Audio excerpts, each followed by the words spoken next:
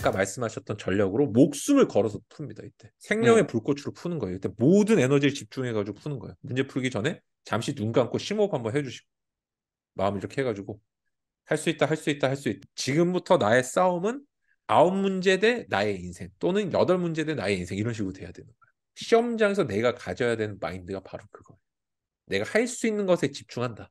그리고 할 수 있는 것에 집중할 때 전제 조건이 뭐다?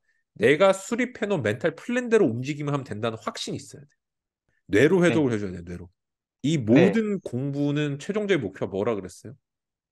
바로 내년에 전년 기출이 될 올해 기출 문제를 풀어낼 수 있는 거예요.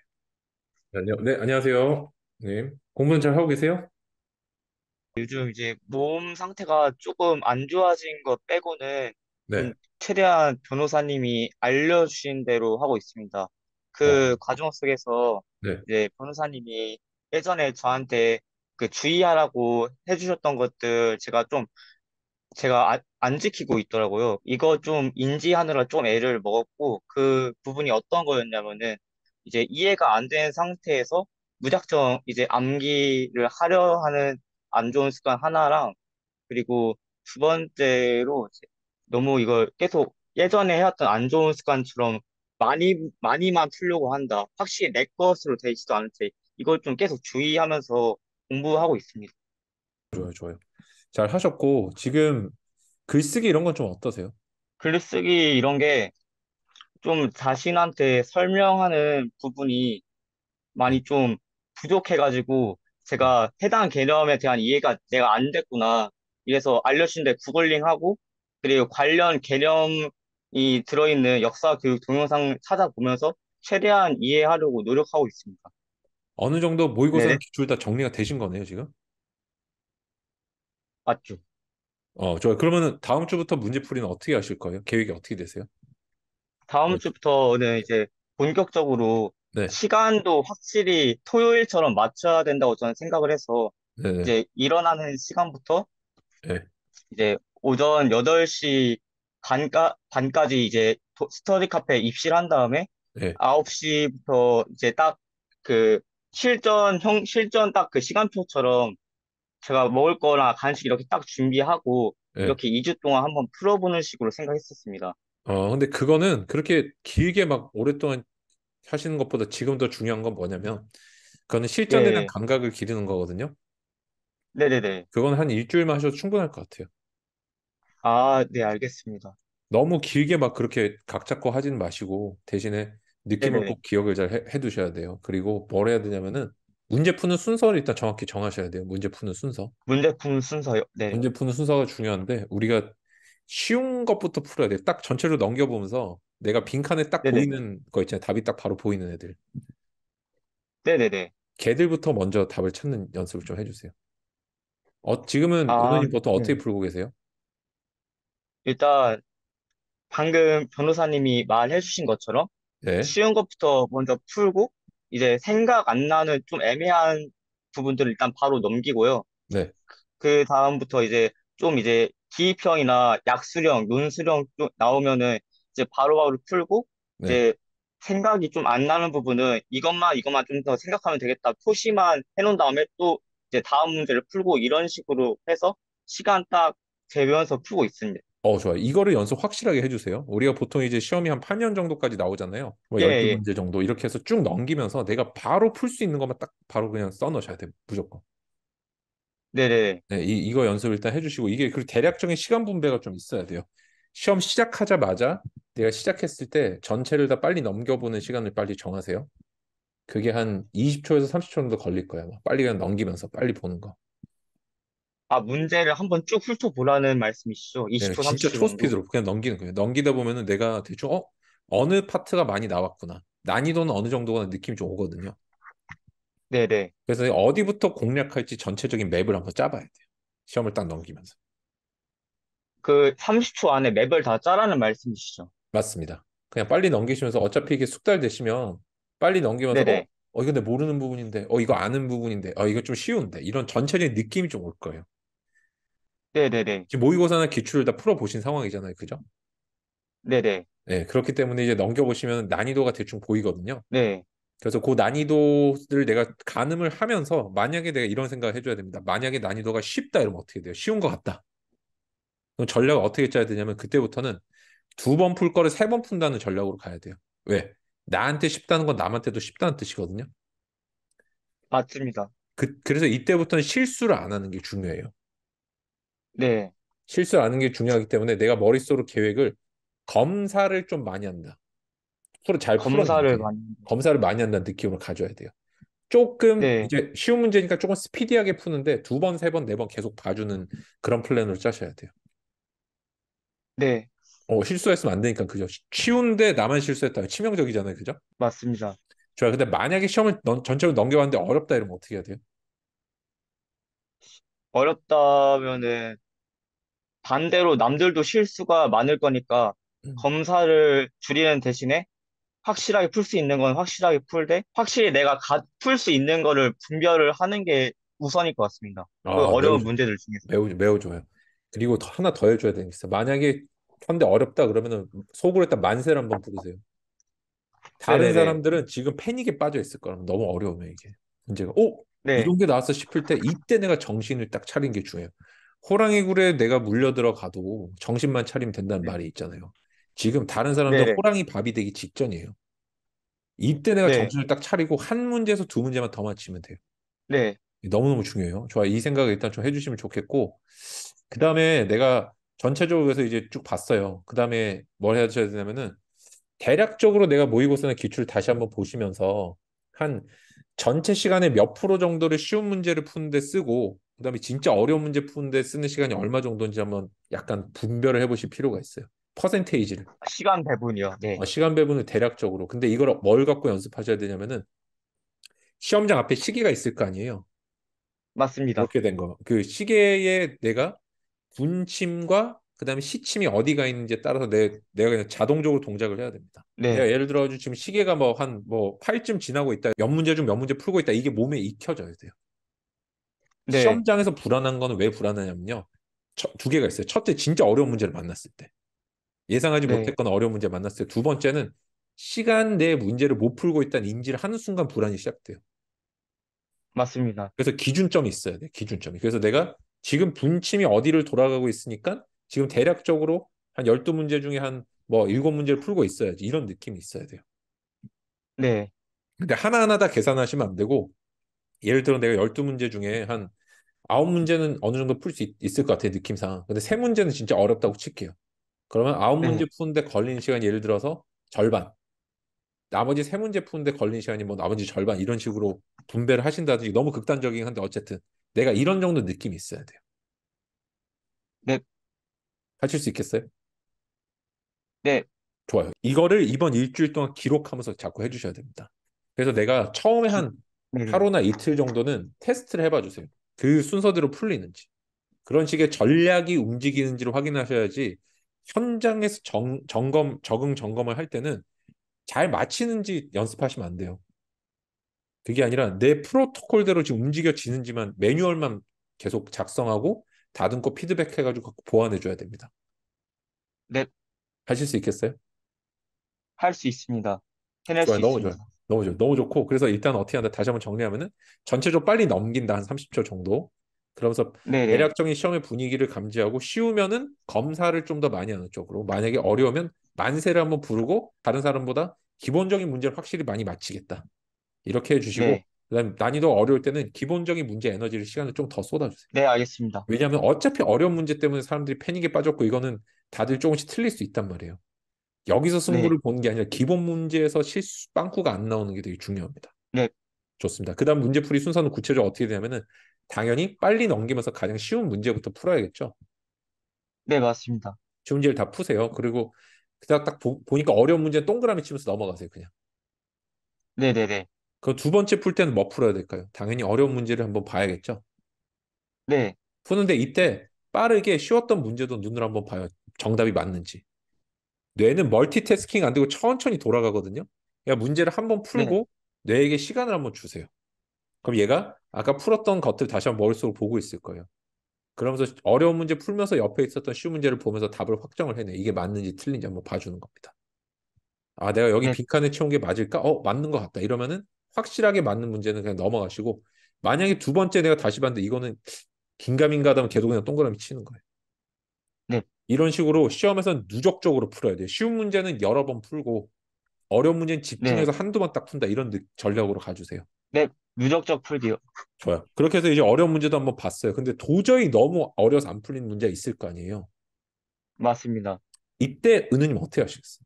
이때는 이제 문제 주제랑 무조건 키워드가 있을 거예요. 키워드가 문제 지문에 주어질 건데 그 키워드랑 연계해서 떠오르는 사건을 다 써서 가장 정답에 가까운 키워드를 찾고 그걸로 인해서 내 머릿속에 있는 걸 끄집어내서 문제 조건에 맞춰 서술을 하는 식으로 하는 게 가장 베스트라고 생각합니다.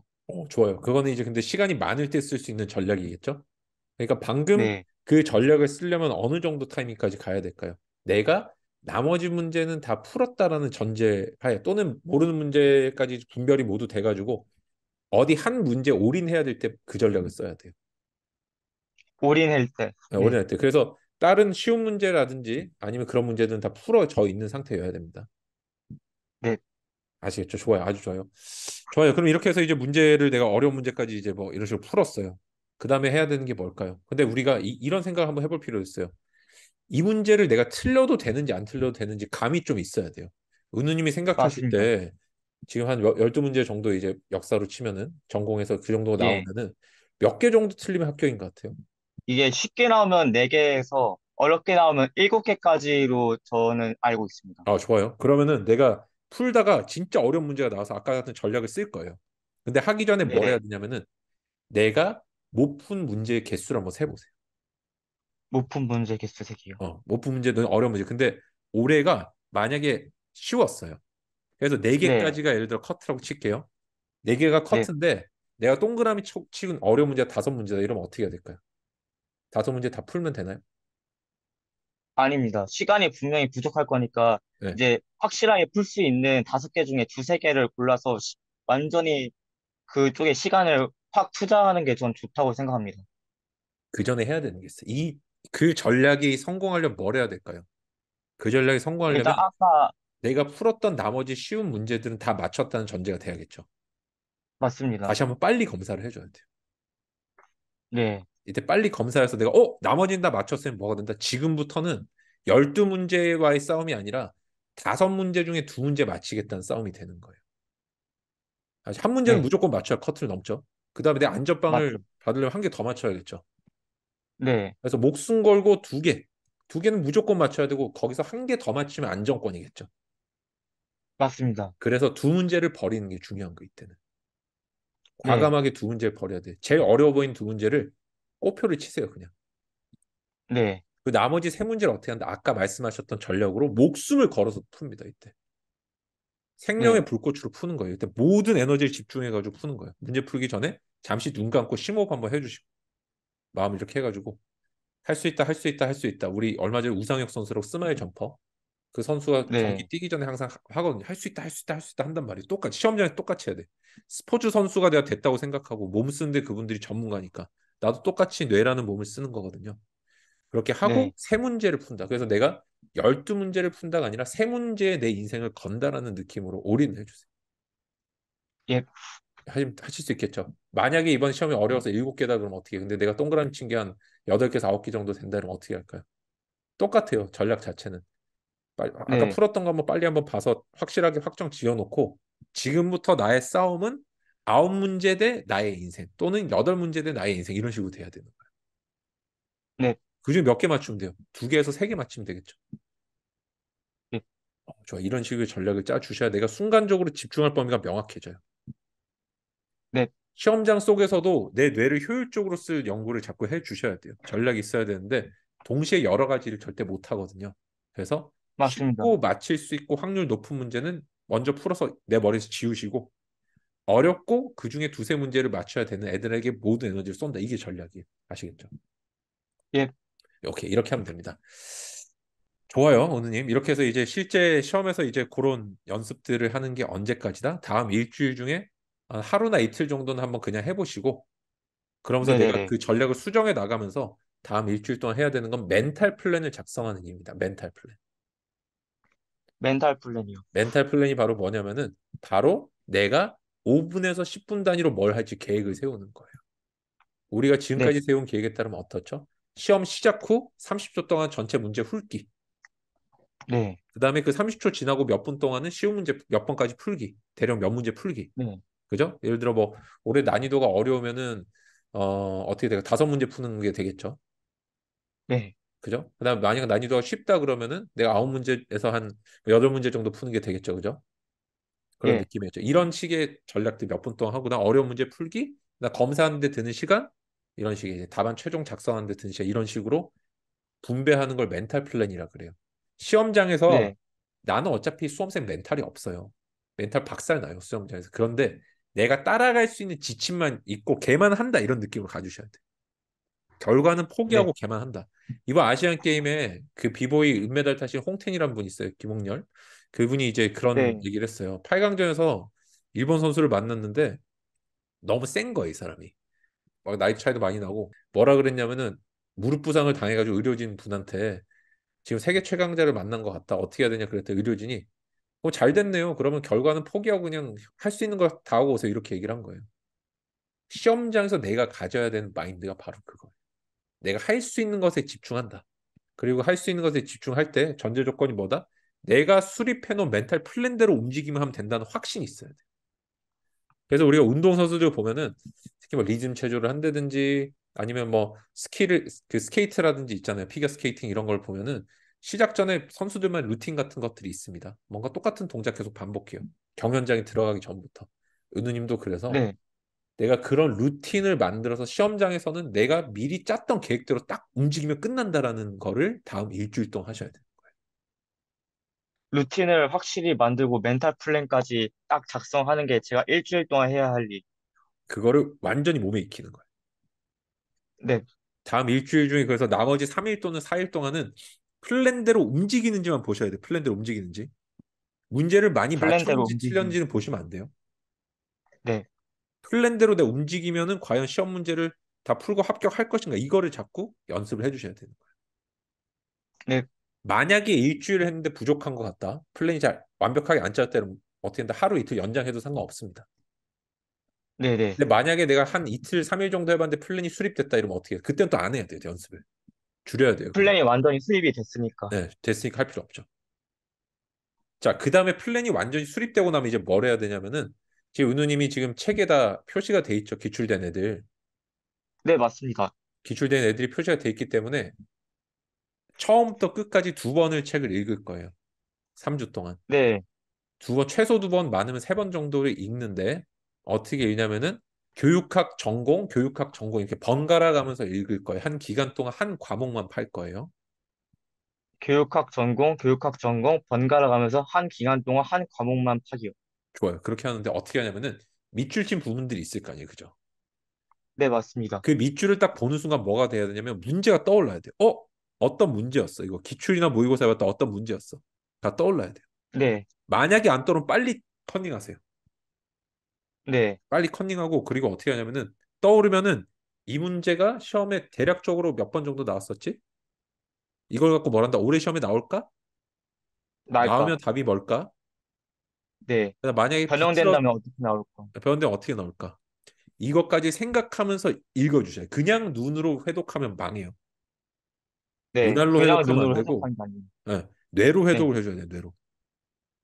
이 네, 모든 공부는 최종적인 목표가 뭐라 그랬어요? 바로 내년에 전년 기출이 될 올해 기출 문제를 풀어낼 수 있는 거예요. 맞습니다. 그래서 마무리도 뭐가 돼야 된다? 올해 기출 될 것인가? 올해 이걸 풀 수 네, 있을 것인가에만 집중해서 책을 읽어주셔야 돼요. 네, 아시겠죠? 이걸 안 하고 눈으로 그냥 발음 어떻게 된다? 그러면 시험장에 가면은 못 풉니다. 네. 그래서 갈수록 시간을 줄이면서 책을 읽어 나가야 됩니다. 막판에는.